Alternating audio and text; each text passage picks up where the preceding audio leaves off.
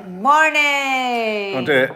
Good morning, Vietnam. No. Do the one from Singing in the Rain. Good morning. Good morning. It's great to stay up late. Good morning. Good morning To you and you and you and you and you and you and you. Good morning. Good morning. It's great to stay up late. Good morning. Good morning to you. And me. You may have noticed we've decided to laugh in the face of coronavirus. We have decided to stick our fingers up to it, to go cock-a-hoop, to go sod you for a game of soldiers. And that's why I'm picking up Nanny Di later. So she's going to appear in the vlog, and she might even appear in night shift tonight if she isn't fast asleep with a cake in her mouth. It's not night shift tonight. Is it not night shift tonight? No, because we're doing Lee tonight. Oh, it's Lee tonight. Night shift tomorrow, sorry. So there you go. Woohoo, Nanny Di. She's a funny old fish. She might walk straight in and go, I'm too tired. I'm too tired. And she might then... Mark, it's a guarantee she'll come in and go on. She, very slowly, I don't know if Nanny Di is listening right now, but she has, and I'm not exaggerating, you said this the other day, I've never known a person become someone else so completely. You've turned into your mum, Nanny Di. Nanny Di has so become Nanny Thelma. I actually wondered if it was a grief condition. If there's Does anyone this out there, a happen? psychologist, or anything, That would be interesting. she's possessed Is by that a Nanny thing? Thelma. Yeah, riots, not diets.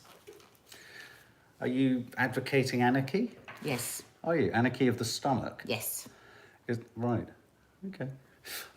So I can feel Richard Madeley coming through today. Just don't even think about it. I don't know why you say that. He never looks at her like that. The thing I notice he doesn't do with Judy, which is disrespectful. He does this. He never looks at her. He goes like that all the time. What are you talking about? That's only when she's belched on camera. Mark. Oh, look at Chi-Chi. Look. show the guys. What do you want, sweetie? She looks so cute. Do you want to come in? She wants to come in. Do you want to come in? No.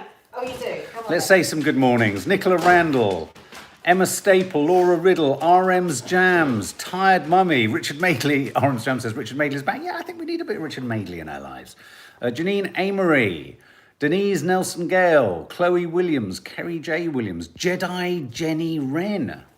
Like your name. Victoria D is a new family guest from the Isle of Man. Welcome, Victoria D. Right, Dan, you'll get a song later. Welcome, All new Victoria family guests D. get a song right at the end. From the Isle of Man. I've never been to the Isle of Man. I have. My nan used to take me it there like? all the time. Apparently, it's an independent state, doesn't it? It has its own rules. It has its own police. It has everything.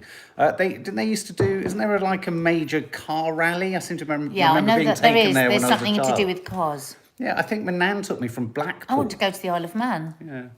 Yeah. Isle of Man. It's got a funny. Oh, crest, thank you, hasn't Ellie it? Clark. You've resent your address. Great. We are still waiting for the cards. Yeah. So Brexit. don't worry, you haven't not got your card. We just haven't got the cards. Now, anyone who want to write. book without a card, Nadia's going to be able to do those very soon. You've got all the books, haven't you? I've got the cool. TT Races, that's it, Sarah Fox. TT Races. Now, Becca Hawkins says, I feel like I've got an almighty Boris Johnson hangover. Yeah. Anyone else? The worst. That's so interesting you should say that. I woke I up. hadn't thought of that, but that's actually what it felt like. I had to stick my head out of the window as soon as I got up. Well, I woke up this morning and all I saw was your bottom. Because you were. Well, lucky you. Yeah, well, yes. And I thought, my God, the sun is out. No, and it wasn't. It was just your bottom. It was the moon. It's more like the moon. No, I woke up this morning and it was like this. Oh, what is it? Yeah, what is it? And then as I went like that, I thought, I didn't snog Boris, did I? It was one of those kind of regrettable moments. Now, I'm not a fan of when a moment like last night and yesterday happens. I'm not a fan of shooting the messenger. But I do think Boris specifically is coming in for a lot of stick today. And I sent Nadia something that was posted on Twitter. I was wondering whether you could pull it up on your phone. I thought it was quite a... This was a letter that was written into one of the... I don't know which paper, because it was just posted by LBC. I think James O'Brien on LBC. And it talks about Boris Johnson's technique of leadership. And I just want to share it with you, because I think it's worth... I thought it was fascinating. I think it's worth reading. I think it's worth reading. Whilst I'm reading, those who haven't hit the thumbs up, and there are over 1,000 of you, hit them. Hit the thumbs up icon. So Johnson's technique for dealing with problems is to let them run out of control. Listen to this, really interesting. Building to a point of sufficient crisis that delay is no longer viable. That way, the choice becomes perversely easier because there are fewer options left. Wait long enough and there might be only one. That is how he's dealt with Brexit. He imagines that brinksmanship is a negotiating strategy to wring concessions out of Brussels, but in reality, it's just a way to simplify the decision by eliminating options that needed time to develop. He lets procrastination do the heavy lifting. He can then tell himself and his audience that the final outcome, while not perfect, is the best available solution, and maybe it is, but only because it's been left so late in the day that all the better solutions have long since expired. His leadership is a chaotic way to run anything, leaving it all to the last minute, relying on a critical mass of external pressure to get motivated, and as a way of governing in a pandemic, it is disastrous because there is no slack time between deadlines. The moment to make the tough choices is always now. The rate at which good options decay is exponential, and the virus thrives on indecision. Johnson's method is effective for one thing, though. It guarantees a sustained pitch of political drama with the figure of the Prime Minister constantly lit centre stage. It forces the nation to hang on his every word, waiting for him to act, while the consequences of his inaction play out. That bathes him in an aura of power, but it is not leadership. Now, Bathes him in an aura of power, but that's not an leadership. apolitical assessment. I think a number of Tories would assess Boris in that manner, and I think that was why there was a lot of opposition to him becoming the leader of the Conservative Party, even from within the Conservatives. So this isn't like a Labour think tank critique of the Tories. No, this is a critique of his type of leadership, which I think Where's it from, Mark?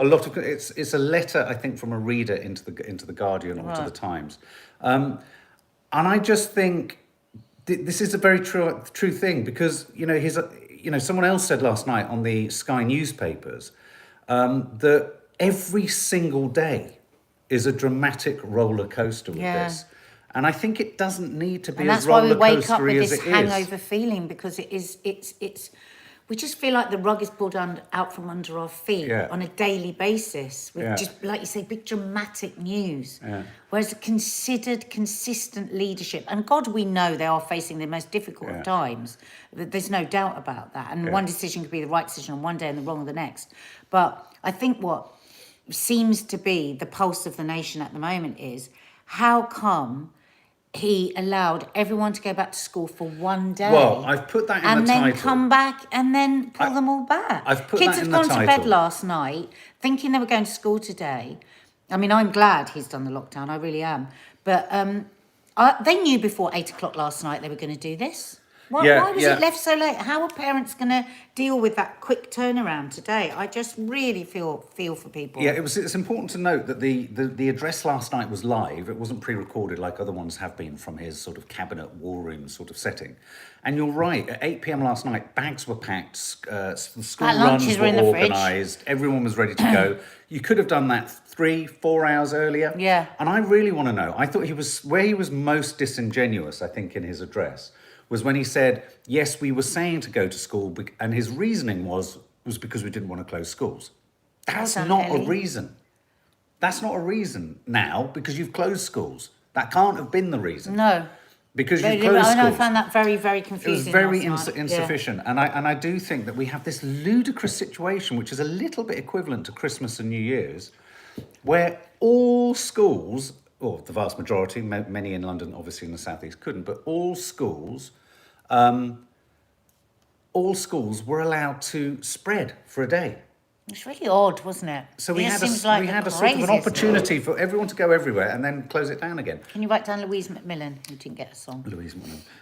So how are you all feeling today? Because we were talking about this, because we know that we've got a broad spectrum of people here, people that are shielding, people that wanted their kids to stay in school, people that didn't want their kids to go to school. So just wondered how you're all feeling. Well, someone here says, but what other leader in history has had to deal with a pandemic? It says Bullberry Jam 177 Gaming.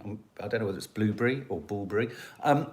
What other leader? You're absolutely right. And I think if you go through the history of all of our posts and all of our coffee mornings, we have gone through an arc of genuine empathy for the uniqueness of this situation and the fact that, they're all dealing with it for the first time. We get that. We absolutely get that. But there are certain circumstances in which our 8-year-old cockapoo knows what's coming, and it beggars belief that the government have been slow in responding. So I agree, it is a first time for this government to deal with a pandemic, but it was a kind of cast iron certainty that after Christmas and New Year, we were going to hit the most stressful moment. So why not have given the indication, even the indication to prepare for the possibility of school closures before Christmas? Yeah. Why not just say that? You know, and that's my point. Some of Maddie's friends have already gone back up to university, and I Yeah. think they're telling them not to go to university, aren't they? Yeah, so do you know what I mean? I think what the government or what Boris or whoever is advising him isn't realising is that as a population, we can cope quite readily with being forewarned that something could happen and understanding that that choice, the acuteness of that choice needs to be made perhaps on the 1st of January or whatever. But we could have all been told before Christmas, rather than this posturing, and I hate to say it, where I do get frustrated about it as a party political thing is, where sometimes my sympathy does reach out to Boris is I do think he's trying to keep happy a huge wing of his party. And I've always got a bit of compassion for that because it's like this country Because a lot of his party don't want lockdown. No, well, a lot of them don't want a lockdown, absolutely. Yeah. But also, let's not forget, Brexit happened because the Tory party were essentially catering for an enormous part of their party. I mean, you could argue that the fate of the UK in coronavirus and Brexit terms is and has been inextricably entwined with the fate or potential fate of the Conservative Party. It's one and the same thing. And that frustrates me because I do think you can be a Conservative supporter or a Conservative member. I think of Kenneth Clarke, Michael Heseltine, you know, old Conservatives who I would have once characterised as Thatcherites. You can think of Conservative Party members and Conservative thought that wouldn't take the country down a route that is so dictated by a chattering group of people, unfortunately represented by little Lord Fauntleroy, Rees-Mogg. I mean, essentially, how, you know, and we will never be able to quite extrapolate how much of that is the case. I mean, that's the point. We'll never be able to know, and they'll be able to do this kind of nonsense. So there are times when my heart does go out to the more egalitarian, libertarian, conservative, because they're tugged back by the more extremist wing of their party. And we will never get a chance because the Labour Party were a clusterfuck for a long time. And absolutely, this isn't about Labour versus... What's an absolute circus? God. What a nonsense. Can you imagine if Corbyn had been in charge? Oh my God. And, you know, and Keir Starmer, we've said many times, this isn't a political broadcast. I mean, Keir Starmer has often been Mr. Hindsight Productions. So it's very easy to sit on the opposition. I think it's why he hasn't opposed too much. I think it's the right move because it just looks very easy to go, well, very easy to point your finger and say what you should do. And to be honest, I think Boris is clever enough to know that if the Labour Party were doing that a lot, he would be able to keep jabbing them and going, oh, well, it's easy for you, it's easy for you. Yeah. Do you know what I mean? So... the Boris thing, it's becoming a bit of a Boris thing. I think last night, a couple of new members, Dorothea Baxter. Welcome. Stay to the end, we'll be singing for you at the end. You may regret ever joining. A lot of people, we asked how people felt, and a lot of people have said that they feel angry. That actually Jane Moore, my friend Jane Moore, in her column today in The Sun talks about that. You know, she said she's moved from the sort of resigned, okay, we have to get through this, to now seething anger. Oh yeah, she's a self-declared and now conservative. to sort of seething anger, because it's just these. I think it's what we've been saying the whole way through. It's like we so often we'll say Toffee knows what we should do next, and the whole nation seems to be screaming one thing, and then they come to it a few days or weeks later like it's a new thought. But the good news is the vaccine is being rolled out. Facing this, last night we were very low, but facing this, I felt so low. Last night I went to bed and I didn't care about anything. You mentioned something and I just couldn't have cared less about it. I can't remember what it was, but it was like, it seemed so absurd what you were even suggesting. I don't know, it was something we're supposed to be doing. It was just like, I couldn't. It was just everything felt utterly pointless and meaningless last night. I just asked for a kiss. That was all. No, it wasn't. It wasn't nothing. But we made ourselves feel better by the time we went to bed by saying, imagine all of this without the vaccine. Yeah, absolutely. So we have got a light at the end of the tunnel. I mean, what is it they say? It's the Conservatives' game to lose now, really. Because, I mean, if they don't get this vaccine rollout right, they may as well kiss goodbye to their political future.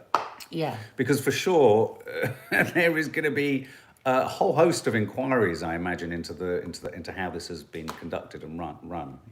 Suzanne Stone. I'm in a catch-22. Do I look after my grandchildren while my daughter, who's a single parent, goes to work? Or my great niece while my niece, who's a key worker, goes to work? God. That's a lot to go on your shoulders, isn't it? It is. That's hard work.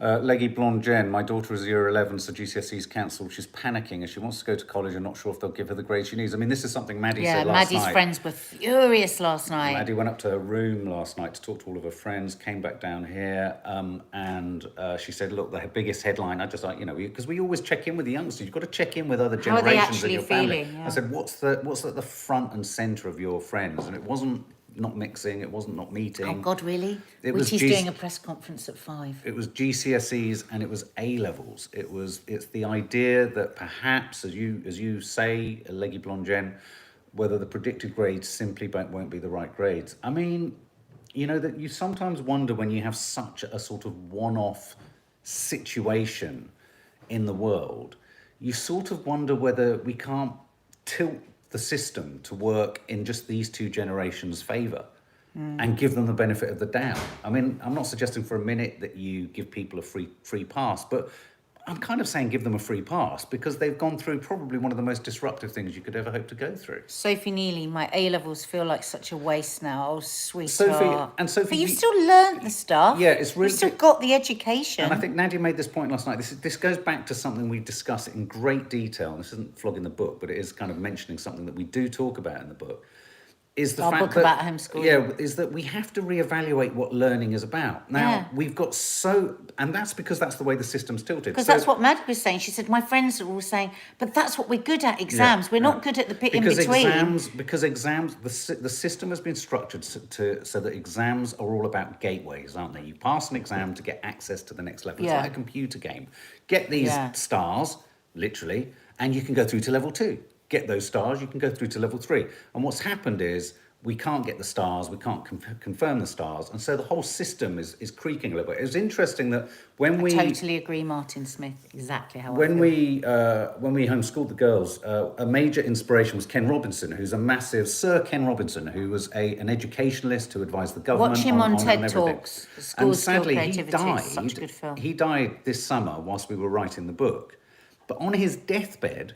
Literally on his deathbed, his wife said that he was pressing for us to use the coronavirus crisis, if nothing else, as an opportunity to question, not change, not dismantle, but question our slavish pursuit of the educative system and structure that we have. And I think examining kids it's totally into viable to challenge into such a state. I mean, let's not forget, again and again and again, we have the most unhappy children in Europe. Yeah. And they think a lot of that is down to the amount of testing that we do. Yeah. Carly, I read your book and I feel so much calmer about homeschooling them now compared to March. Oh, that makes our heart and that is the point.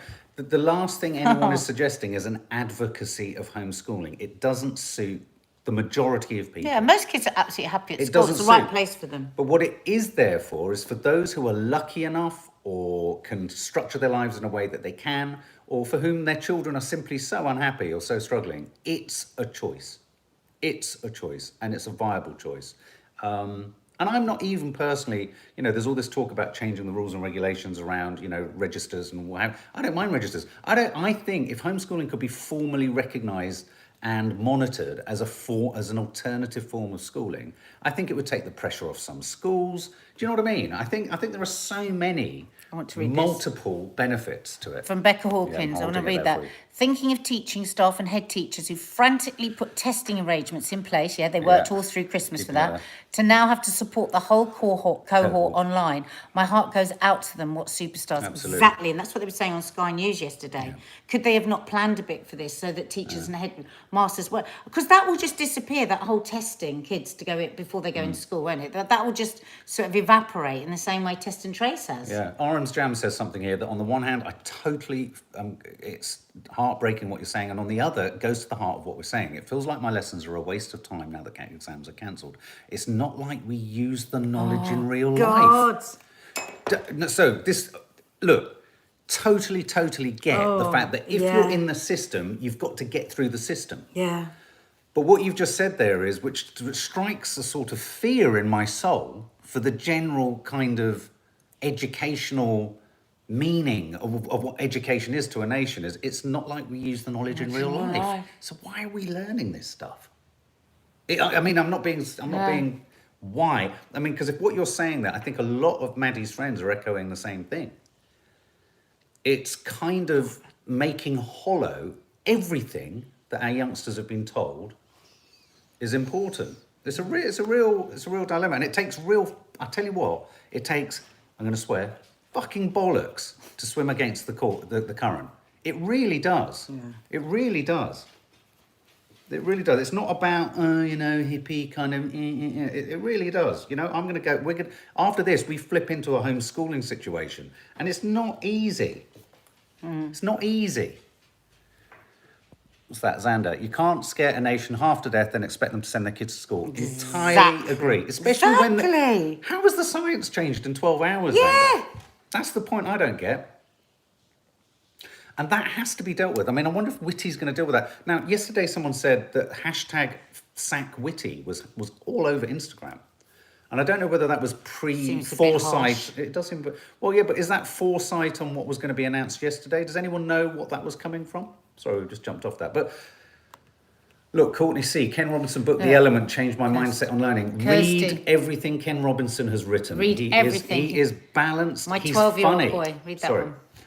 Kirsty Samantha Am. My 12-year-old boy keeps asking me why he needs to learn some things when in reality he won't need it. Well, it's a very difficult question to answer. And I think that's one of the joys of homeschooling, I suppose, isn't it? That you're not going into... When Mark was looking at, say, for instance, the history GCSE course, you were just horrified, weren't you, at how dull it was and how...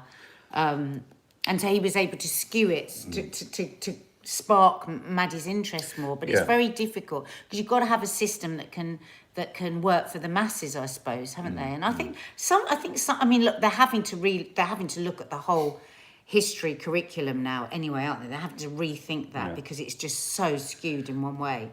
And maybe the good thing that will come out of this, that maybe down the line they are going to rethink it. I mean, I am a huge fan of having, general knowledge and general, like literacy, numeracy. Also, as Ken Robinson says, which should be as equally important, is creativity. And creativity can operate in the fields of science and maths and engineering and all of that sort of stuff. Of course it can. And it's like, I'm a huge believer in having, and I am an information magnet. I like to be as educated. I like to just keep learning. I just love it. But for some people, it's not a simple case of just loving it. It's got to be, there has to be a relevance, and it has to be sometimes imparted in different ways. I did well with exams, and I did well with the pressure of exams, and I did well with the kind of learning stuff and dates and da-da-da-da. But like with Kiki, she's not particularly wanting to do history when she goes to school in September. But even though she doesn't want to do history, and we've been looking at her timetable in homeschooling, I still want her to hit all of those subjects so that when she's in and amongst her friends and her peer group, she has a working knowledge of these things. But you're right. I mean, Tuna Cotton says you must learn about photosynthesis. I mean, I haven't once in my life ever been asked what photosynthesis is important for, other than when studying what photosynthesis is important for with Kiki. Do you know what I mean?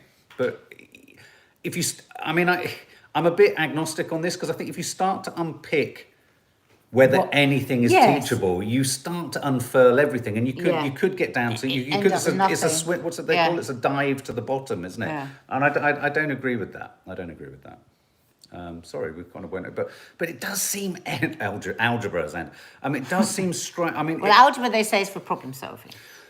I do find... So that little part in your brain. Yeah, I do find... And also it's about... a lot of learning is often about the process of learning. So it's the act of discovery or the act of finding out teaches you skills on how to find stuff out. And I think that is really key. It's something that we do a lot of in homeschooling, is it's not just about knowing dates, knowing names, knowing, the consequence of these things. It's also knowing about how to find those things out. And that's as I've worked with many researchers who...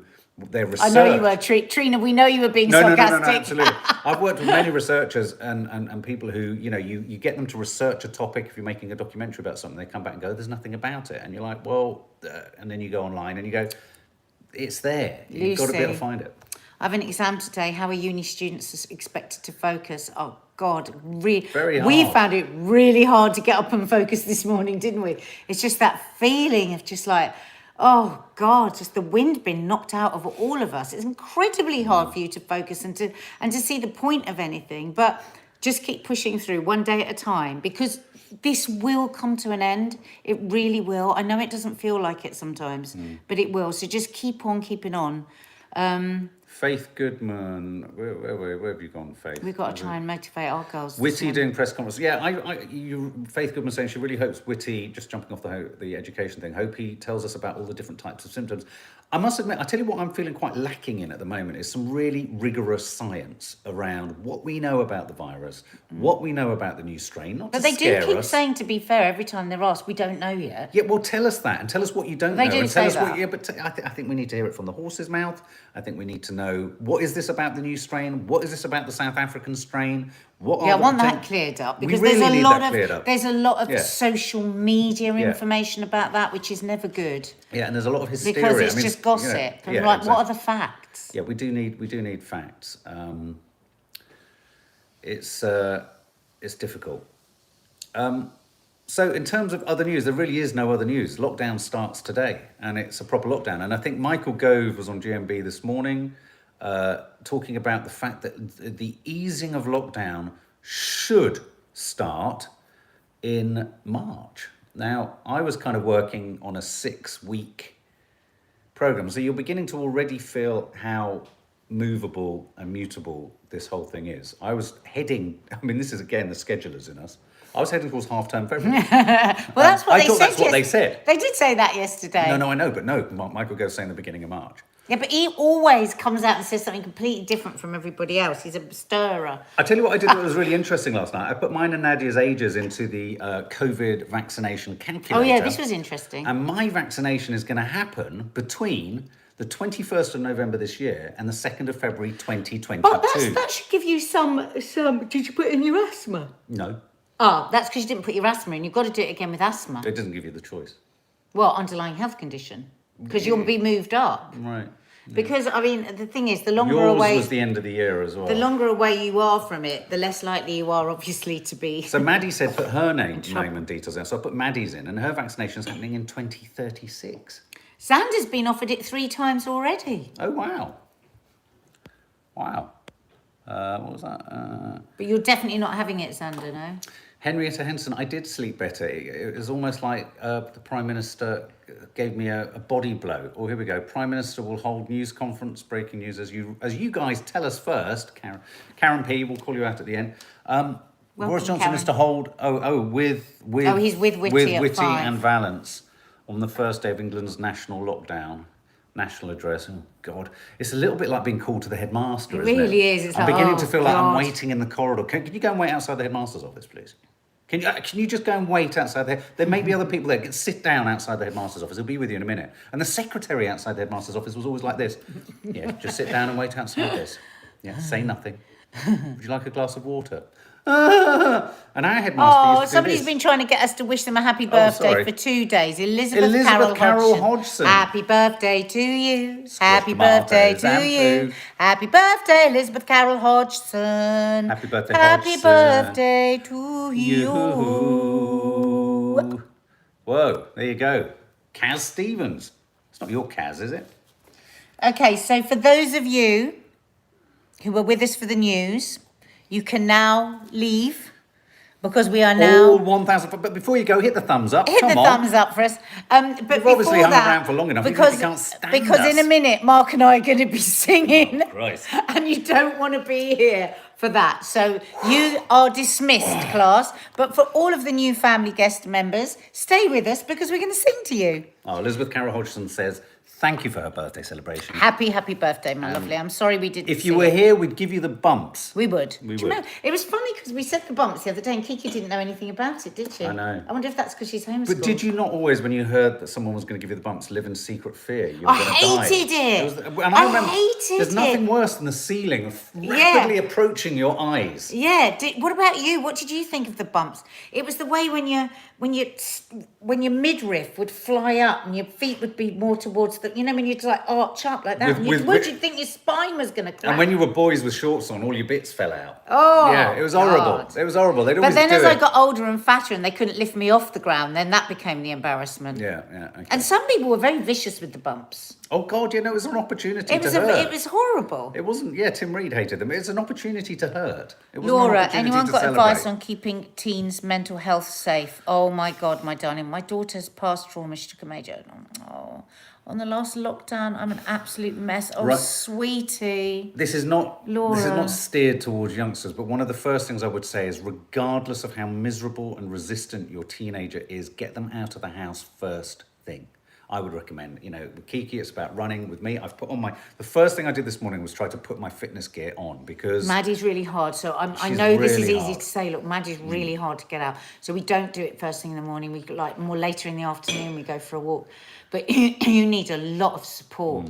You really, really do. I mean, have you thought of reaching out to... young minds? Or Young minds. And young minds are amazing. And...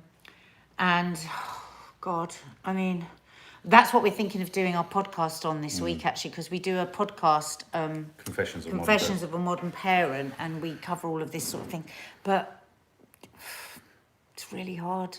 We're so worried about ours the problem with giving specific advice is Yeah. it's about the tailored needs of your individual child, Yeah. and it's whether it's the multiplicity of different conditions that could be at work in there. I'd reach out to Young Minds, to Yeah. CAMS, to the Samaritans for you, because they might be able to put you in touch with the right people. But meanwhile, big mama hug to Big a mama. huge hug. It's And again, awful. looking at your comment, you say past trauma, and again, coming out of what that past trauma might have been, you then need to sort of take advice. Here's the thing. Obviously getting doctor's appointments is so bloody difficult, but you can go to your GP and you can ask them, if you go sort of equipped with what would be the right type of therapy for my daughter in this set of circumstances. Cognitive behavioral therapists, psychodynamic therapy, there are so many different types of therapy that can be used, dependent on what kind of trauma you've gone through. But Young Minds is a really good place to go to. Yeah, for a bit of support. But it's very hard, and sometimes you end up I think sort the of good thing needing about- to sit opposite Yeah. someone and listening to everything But they also, say. I think the Young Minds is good because it CAMS can is put you great, into peer, because often it's their peers that can help the most. That's what Maddie says as well, isn't it? With friends of hers. And as Angie Knowles says, the Samaritans, we peer had someone support. on the live last night, the Samaritans, the reason the Samaritans, it sounds like a trite and obvious thing. You walk across Waterloo Bridge in London now, they've nailed to every 2 metres of the bridge the Samaritans number. Okay. Because of the number of people who do try and throw themselves off the bridges in London. And sometimes I get frustrated when I'm doing a live because I want to be able to offer more. But the point about the Samaritans is that you have privacy, is that you have an immediate answer of some form. Yeah. And you'll immediately have someone being able to kind of, in a sense, acknowledge, categorize, and process what it is you're going through. So, it really is worth giving the Samaritans a call. And I think a lot of people have the misnomer that the Samaritans is simply there for an acute problem when you're standing on the edge of a bridge. They really aren't. They're there to be called at any time in any set of circumstances. Exactly. They're not going to stand there and go, well, this isn't an emergency. Yeah. They're just not going to do that. Okay? They're big love to you. So Young Mind Samaritans, try that, please. And meanwhile, there's still quite a few people quite aerated about the bumps. Yeah. Well, I think the bumps were an opportunity to bully. I don't like them. I think it's kind of another nice, nasty You thing go, of the 70s. No, the bump. I'm glad that we arrived at that, actually, because when Kiki didn't know what the bumps were the other day, I got a pang of guilt. Oh, that's because she's homeschooled, she doesn't know about the bumps. But actually, she got out of having to have the bumps. Just to also say, the PO box details are in the description of the video below. Michelle has done that. Someone, I think James Flanagan was it? I think I saw your name fly up. Said, "I'm staying if one of the names is sung in the style of Kate Bush." Sung in the style of Kate Bush. Okay, we will do one of the names instead. And I think probably that one should be done in the style of Kate Bush. So Kaz Stevens. Somebody just asked, "What's the bumps?" Maybe you're not British. It's what Shall we we do here at demonstrate? school. No. So it's somebody's birthday. Someone grabs every one of their limbs. So I'd grab 2 arms, Mark would grab the 2 Or legs. one person grabs an arm and a There's loads leg. of them. Oh yeah, so there's all the kids and you fly them up and Fling them down around. each year of their life. So it's absolutely I mean, horrible. I thought the last time we did it to your dad, it didn't stop, did it? It was 86 in a row. It was kind of phenomenal. Torture, says Maybu. Absolute torture. And the thing is, when you were a girl and you had a skirt and your skirt would be falling over and your knickers would be flashing, it was humiliating. That was one of the reasons the young boys used to hang around. Julia Eaton used to love getting the bumps. Did you? Oh, I never did. It always happened in the locker rooms with boys, you see. Cursed Spider, I've never heard of you that. remember And I go to an bundling? English school. Sorry. Oh, bundling. Do you remember bundling? I do, and that was another opportunity to get you in, wasn't it? Mosh pitting, Yeah, isn't mosh it? pitting. And do you remember in the locker room after sport, you'd wind the towel? Towel flicks. Flick, flick, flick. Really hurt. Oh, and tickling. Oh, I hated tickling. Anyway. Okay, so for those of you who don't want to hear us sing, bye-bye. And we'll see you at 8 o'clock tonight on Lee Peart's YouTube channel. We're going to be playing... Emma, you know the name of this game. What's it called, Emma? Emma Staple loves this game. Yeah, I'm looking forward to it. Mark's never played it before. I've just played it once. Yeah, it'll be fun. And I think we are pitched against each other. Oh, good. And Lee is the quiz master. Fantastic. Looking forward to that. And then So tomorrow... 8 o'clock, Lee Peart's. Oh, what And day is it today? please, if you go over there, can you please subscribe to his channel? He's nearly at 3,000. Oh, wow. And Let's get our in there. fabulous match me if you can. That's it. Match it me you can. Match if you can. You're right there, darling. Can I just also say, really. I'm not with mention, it today. for all of our Countess New family guests, there will be a post on the community page stating when we're doing the members live tomorrow night, and there will be a night shift at some point tomorrow too. So do use the community page. I will be posting on there.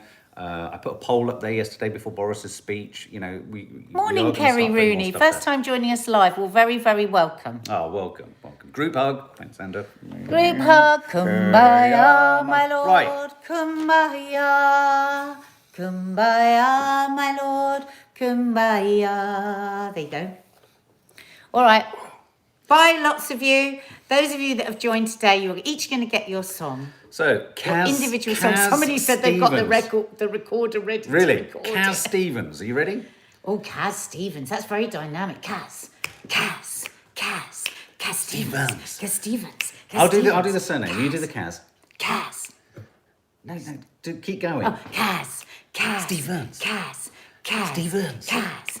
Stevens. Stevens. Kaz Stevens. Welcome, Kaz Stevens. Welcome, ooh, oh. Welcome, Kaz Stevens. Welcome, you all. Honestly, these are getting worse every day. What's this one? What's that? You wrote it. Is that Karen P? Or Karen P likes to do a big wee. No, you can't. Karen Mark. P Oh, he's such a likes to child. do a big wee. Karen P, we welcome you to the family guest. I think Karen P won't mind that. Area. I think Karen P's got a sense of humour. Victoria D. Victoria D. Welcome to the family guest area. Wow, this is a big one. Jacqueline Clément, Jacqueline Clément, Jacqueline Clément. Welcome, oh, welcome, Jacqueline Clements. Is this like abstract, minimalist, contemporary? Fuck knows. Wow, what was that? It was quite annoying though. It was a bit, wasn't it? Julie Watling. Julie Watling. Julie Watling, she likes to go around and she likes to do a little bit of wattling in a wattling gown. Watling, welcome. Louise Macmillan. Louise Macmillan, E-I-diddly-I, Louise Macmillan, Louise Macmillan, Louise Macmillan, E-I-diddly-I, Louise Macmillan. Sorry? Macmillan. How many mucks in a Macmillan? Dorothea Baxu, Dorothea Baxu, Dorothea Baxu. She sounds so mysterious. Dorothea. I love your name. Welcome, Dorothea. Baxu. Baxu. Lynn Wright. Random nothingness. Yeah, no, that's the one we're going to do. Kate Bush. Okay. Random. Random,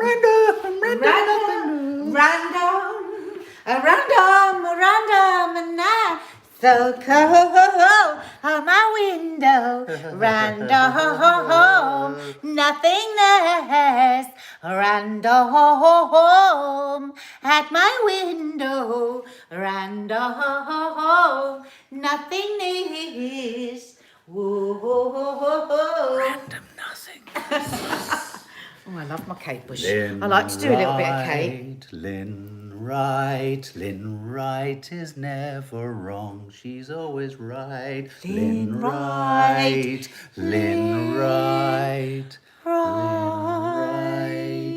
You're never wrong. Sophie Bowtell. Got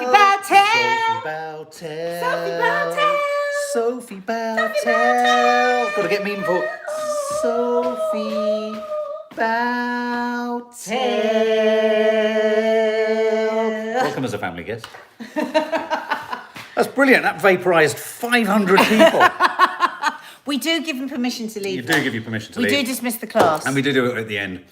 We love you guys. We love you all. Welcome. It wasn't the grass that tickled your ass. It was your... Finger? There you go. Bye, you all. See you later. Bye. Hang on a minute. I nearly went there. I found the footage. I've ingested the footage. Such a tease.